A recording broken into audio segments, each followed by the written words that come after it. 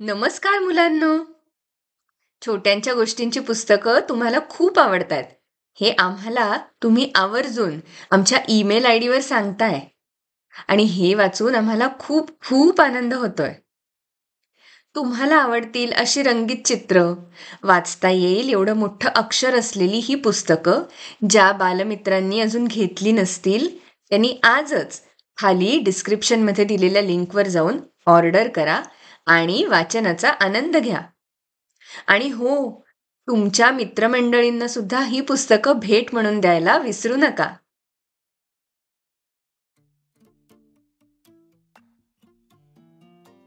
आज मी जी गोष्ट सांगणार आहे ती गोष्ट आहे स्पेन या देशात राहणाऱ्या एका गोड, समजूतदार पण थोड्याशा स्वप्नाळू मुलीची. ही गोष्ट आपल्याला सुचवली आहे आपल्या एका स्पॅनिश मित्राने, ज्याचं नाव आहे Javier. So thank you Javier for suggesting the story for our podcast. तर आजच्या गोष्टीला सुरुवात करूया. गोष्टीचं नाव आहे मारियाचे स्वप्न. ला रोसास नावाचं स्पेनमधलं एक खेडेगाव. त्या गावात मारिया नावाची एक छोटी मुलगी आपल्या आईबाबांबरोबर राहायची. हे गाव हिरव्यागार कुरणांनी वेढलेलं होतं. लांबवर पसरलेली शेती होती. गावात मोजकीच घरं होती, पण तिथले लोक प्रेमळ आणि मदतीसाठी तयार असत. गावाच्या मधोमध एक छोटी बाजारपेठ होती आणि तिथे शेतकरी रोज ताजा भाजीपाला, दूध आणि इतर वस्तू विकायला येत असत. मारियाचे आई बाबा शेतात खूप कष्ट करायचे. त्यांच्याकडे काही गायी, शेळ्या आणि कोंबड्या होत्या. या गायींमुळे त्यांच्याकडे रोज ताजं दूध असायचं. मारियाच्या आईला प्राण्यांची काळजी घ्यायला खूप आवडायचं, तर तिचे वडील शेतकामात अगदी तरबेज होते. मारिया सुद्धा शेतातल्या कामांमध्ये आईबाबांना आवडीने मदत करायची. आईसारखंच तिचंही तिच्या घरातल्या प्राण्यांवर विशेष प्रेम होतं. ती रोज गायींना कुरवाळायची, कोंबड्यांबरोबर खेळायची आणि वासरांना गोंजारायची. तिच्या लाडक्या गायीचं नाव होतं बेला.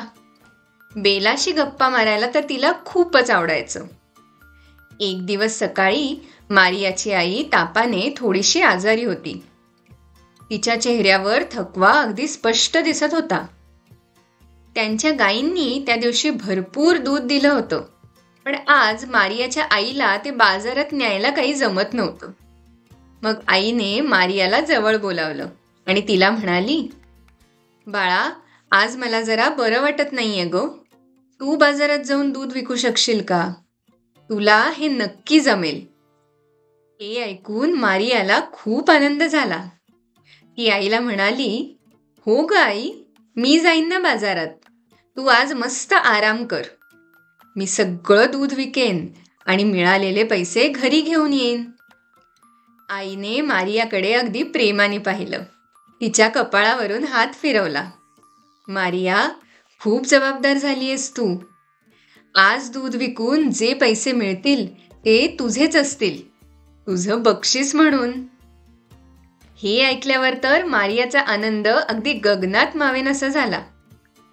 तिला आईची मदत करता येणार होतीच, आणि महत्वाचं म्हणजे आईने तिला वचन दिलं होतं की दूध विकून आलेले पैसे तिलाच ठेवायचे आहेत. आता तिला स्वतःचे पैसे मिळणार होते. मारियाने स्वतःभोवती एक गर्रकन गिरकी घेतली आणि पटकन एक मोठा माठ घेतला आणि त्यात ताजं ताजं दूध भरलं. मग ती बाजाराच्या दिशेने निघाली. गाणं गुणगुणत, नाचत नाचत मारिया अगदी मजेत जात होती. मारिया बाजाराकडे चालत असतानाच तिच्या मनात विचार यायला लागले. आज बाजारात मी हे सगळं दूध विकेन आणि त्या पैशांनी 1 डझन अंडी घेईन. मग माझ्या कोंबड्या ती अंडी उबवतील आणि 12 गोंडस पिल्लं बाहेर येतील. आणि मग मी ती पिल्लं विकून एक सुंदर डुक्कर घेईन. ते डुक्कर मोठं होईल, मग मी ते विकून एक वासरू घेईन. त्या वासराने मोठं होऊन रोज दूध द्यायला सुरुवात केली की मी ते दूध विकेन आणि श्रीमंत होईन. मग माझ्या आईबाबांसाठी नवीन घर सुद्धा घेईन. मारी या दिवसाढवळ्या स्वप्नांमध्ये इतकी गढून गेली होती की तिला समोरचा रस्ता दिसलाच नाही. आणि काय झालं? अचानक तिच्या पायाखाली एक मोठा दगड लागला आणि मारियाचा तोल गेला. ती जोरात खाली पडली आणि दूध भरून घेतलेला तिचा माठ हवेत उडून जमिनीवर आदळला. एका क्षणातच त्याचे तुकडे तुकडे झाले. सगळं दूध मातीत सांडलं. अरे रे!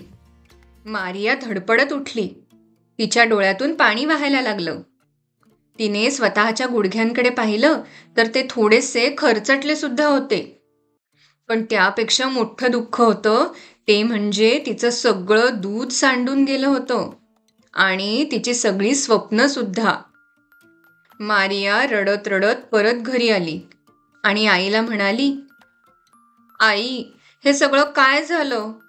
माझी कोंबडीची अंडी, माझी पिल्लं, माझं डुक्कर, माझं वासरू सगळं संपलं. केवढी स्वप्न बघत चालले होते मी, पण शेवटी हातात काय आलं? तर काहीच नाही. तिच्या आईने प्रेमाने तिच्या डोक्यावरून हात फिरवला आणि शांतपणे म्हणाली, बाळा, काही हरकत नाही. स्वप्न पाहणं चांगलंच आहे, पण उद्या काय होईल या कल्पनेमध्ये हरवून जाऊन आत्ता काय चाललंय त्या गोष्टींचा विसर पडायला नको. आजचं महत्त्व समजून घेतलंस तर उद्याची चिंता करायची गरज पण नाही राहणार तुला. तू फक्त तुझं काम छान करत राहा. आईच्या त्या बोलण्यावर मारिया जरा शांत झाली आणि आई जसं सांगतीये अगदी तसंच वागायचा तिने निश्चय केला. मुलांनो, तुम्ही कधी अशा स्वप्नांमध्ये हरवून गेला आहात का? आम्हाला तुमच्या प्रतिक्रिया नक्की कळवा. आता एक गंमत सांगते तुम्हाला.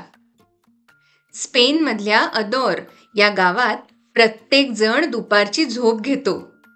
गावाचा नियमच आहे तसा की दुपारी सगळे दुकाने आणि व्यवसाय बंद राहतील, जेणेकरून लोक सिएस्ता म्हणजेच दुपारची झोप घेऊ शकतील. यामागे त्यांचा असा विचार असतो की दुपारच्या उन्हाच्या वेळेस विश्रांती झाली की सगळेजण परत दुप्पट उत्साहाने संध्याकाळचं काम पूर्ण करतील आणि गावात शांतता सुद्धा राहील.